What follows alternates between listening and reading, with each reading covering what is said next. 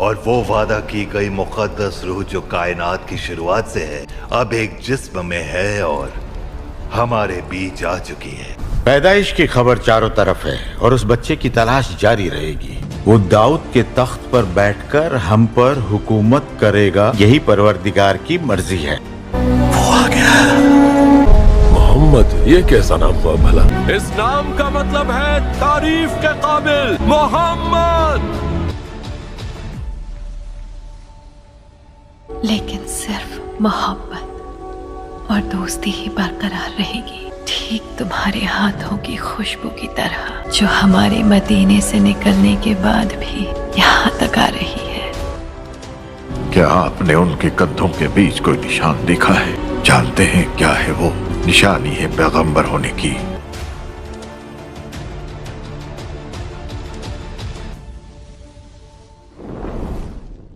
बलूगत के इब्तदाई दिनों में हज़रत मोहम्मद सल्लल्लाहु अलैहि वसल्लम अहले मक्का की बकरियां उजरत पर चराया करते थे, और ये कोई ऐब की बात नहीं थी, बल्कि ये हुजूर अकरम सल्लल्लाहु अलैहि वसल्लम की अज़मत और तवाज़े की खुली दलील है।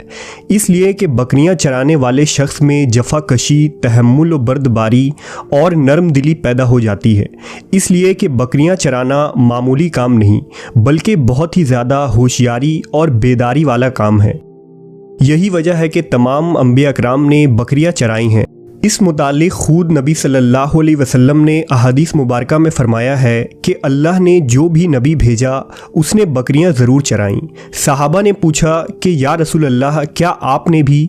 तो आपने जवाब दिया कि हाँ, मैं भी मक्का वालों की बकरियां किरारियत पर चराता था। इसी तरह एक मरतबा नबी सल्लल्लाहु अलैहि वसल्लम सहाबा कराम के साथ जंगल तशरीफ़ ले गए।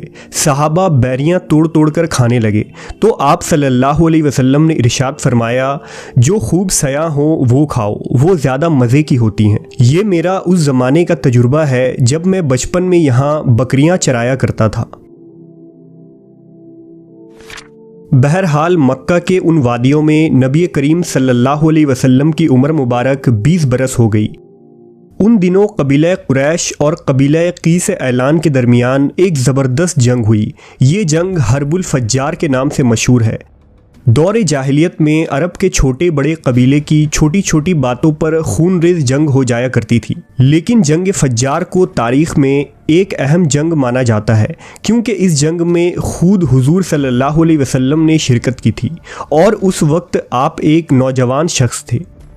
इस जंग की तफसील कुछ यूँ है कि दौर जाहिलियत में अक्कास के मैदान में एक बड़ा मेला लगता था, जिसमें मुशायरे, किस्सा गोई, कुश्तियाँ और तीर अंदाज़ी का मुकाबला हुआ करता था।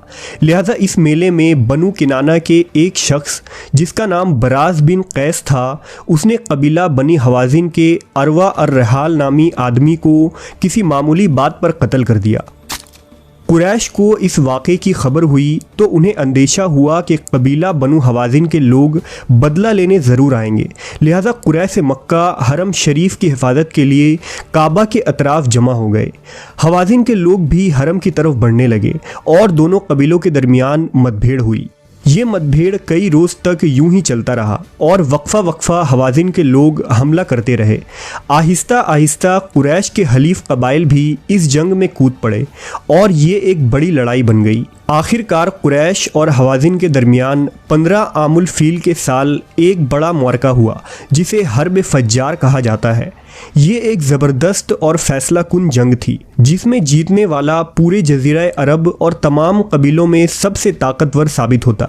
इसलिए कुरैश के सरदारों ने अपने पाँव में बेड़ियाँ डाल ली ताकि वो मैदान जंग में साबित कदम रहें और कोई फरार न हो सके।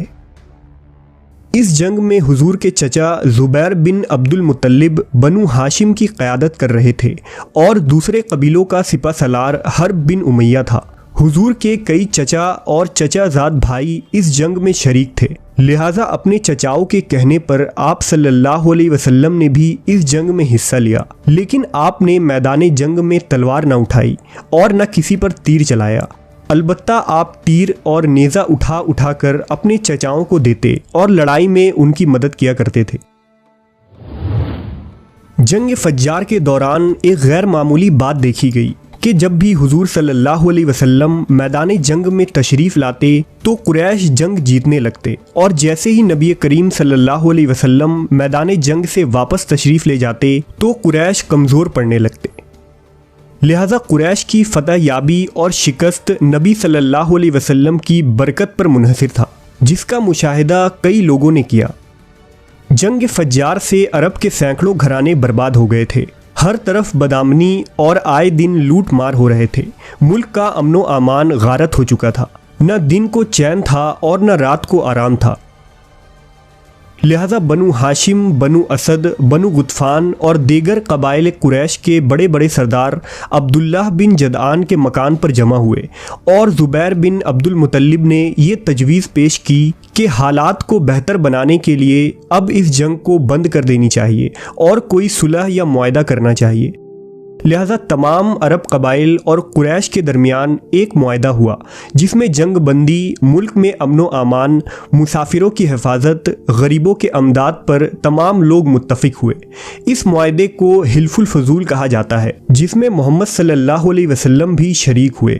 आपको ये मुआहदा इतना पसंद था कि ऐलान नबूवत के बाद भी आप फरमाया करते थे कि इस मुआहदे से मुझे इतनी खुशी हुई कि आज भी अगर कुरैश चाहे तो मैं उस पर कायम रहने के लिए तैयार हूँ। बहरहाल अब कुछ सालों के लिए जंग बंदी हुई और अरबों के हालात कुछ बेहतर हुए। जब नबी करीम सल्लल्लाहु अलैहि वसल्लम की उम्र मुबारक 25 साल के करीब हुई तो तिजारत की तरफ रुझान बढ़ा, लेकिन आपके पास इतनी रकम न थी कि तिजारत कर सकें। लिहाजा जब मक्का की एक खातून को ये खबर हुई तो उसने नबी सल्लल्लाहु अलैहि वसल्लम को पैगाम भेजा कि आप मेरा माल तिजारत के लिए शाम ले जाएं और उसे वहाँ मुनासिब कीमत पर फ़रोख्त करें। इस खातून ने यह पेशकश की कि वो आपको दूसरों से बढ़कर उजरत देंगी। उस खातून का नाम खदीजा बिनते खवेल था, जो मक्का की निहायत ही शरीफ ख़ानदान की एक मालदार बेवा खातून थी। सैयदा खदीजा का ताल्लुक कबीला बनु असद से था। आपके वालिद खवेल्द बिन असद अरब के अमीर तरीन इंसानों में एक थे। जब जंग फज्जार शुरू हुई थी तो खवेल्द ने भी इस जंग में शिरकत की थी और वो इस जंग में मारे गए। लिहाजा बाप के मरने के बाद सैयदा खदीजा ने सारा कारोबार खुद संभालना शुरू कर दिया था। दरअसल सैयदा खदीजा ने पहले ही हुजूर की सदाकत, अमानतदारी और ईमानदारी के चर्चे सुन रखे थे और वो आपकी खूबियों से बहुत मुतासिर थीं। इसलिए उन्होंने आप सल्लल्लाहु अलैहि वसल्लम से तिजारत की ये दरख्वास्त की थी। बहरहाल हुजूर ने सैयदा खदीजा के माल को लेकर तिजारत के लिए शाम रवाना हुए। इस सफ़र में हज़रत खदीजा ने आपके साथ अपने एक ग़ुलाम मीसरा को भी रवाना कर दिया। इब्न इसहाक के मुताबिक सफ़र शाम के दौरान हुजूर सल्लल्लाहु अलैहि वसल्लम ने एक जगह थोड़ा तवक्क़ुफ़ किया और एक दरख्त के साए में आराम फरमा हुए। करीब नस्तूर राहिब की एक खानकाह थी। राहिब ने जब आप सल्लल्लाहु अलैहि वसल्लम को देखा तो मीसरा के पास आया और पूछा कि वो हस्ती कौन है जो उस दरख्त के नीचे आराम फरमा रहे हैं।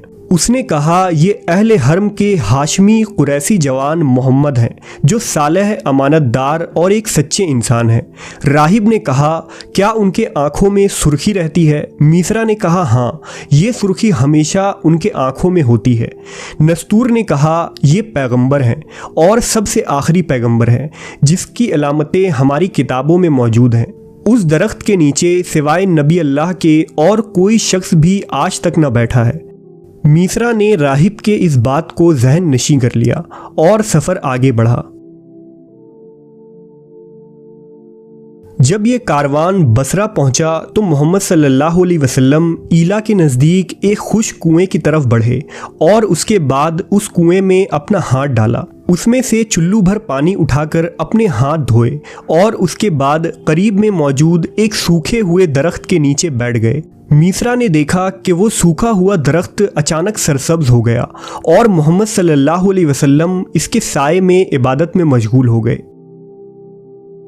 बहरहाल शाम पहुंचकर आप सल्लल्लाहु अलैहि वसल्लम ने तमाम माल को फ़रोख्त कर दिया और इस तिजारत में बहुत नफ़ा हुआ। लिहाजा हुजूर सल्लल्लाहु अलैहि वसल्लम मीसरा के साथ मक्का के लिए वापस रवाना हो गए। शाम से वापसी पर रास्ते में एक दिन दोपहर और सख्त गर्मी का वक्त था। मीसरा क्या देखता है कि हुजूर ऊंट पर सवार हैं और 2 फरिश्ते आपको धूप से बचाने के लिए साया किए हुए हैं। अल्लाह ने मीसरा के दिल में नबी की ऐसी मोहब्बत डाल दी कि गोया वो नबी सल्लल्लाहु अलैहि वसल्लम का ग़ुलाम बन गया।